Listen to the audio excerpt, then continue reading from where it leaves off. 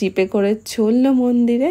ব্যাস এই অবধি মোটামুটি কিছুটা কমপ্লিট। এরপরে আসছে বিকালের মেকআপ, মানে যেটা একদম মেইন, যেটা বার্থডের মেকআপ বলা যায়। তো ফার্স্টেই আমি রেডি করলাম দিদিকে। দিদির লুকটা তোমরা অলরেডি দেখে ফেলেছো, কারণ আমি একটা ছোট্ট রিলস তোমাদের শেয়ার করেছি। আর যেহেতু স্কিনটা একটু ম্যাচিওর ছিল, তাই দিদির কিন্তু রিকোয়ারমেন্ট ছিল যে আমাকে একদম মানে ব্রাইডরা যেরকম সাজে সেই রকম টাইপের সাজিও। তো আমি তো ভাবছিলাম যে ব্রাইডের মতো সাজাবো নাকি অন্য কোনো রকমভাবে সাজাবো, বাট তার রিকোয়েস্ট ছিল যে আমাকে একদম ওই রকমই যেন দেখতে লাগে। তাই ভাবলাম চলো দেখাই যাক কেমন লাগে। আর এটা আমার প্রথম এক্সপিরিয়েন্স।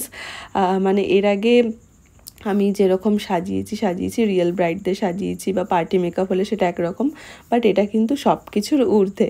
মানে একটা মাম্মিকে একদম ব্রাইডের মতো করে সাজানোটা আমার কাছে নতুন।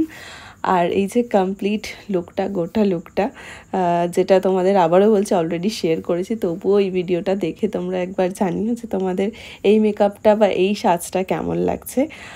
মনে হচ্ছে কি সারেঙ্গির মা, নাকি একদম মনে হচ্ছে দিদির রিসেপশন। ওনার কিন্তু সাজটা বেশ পছন্দ হয়েছিল।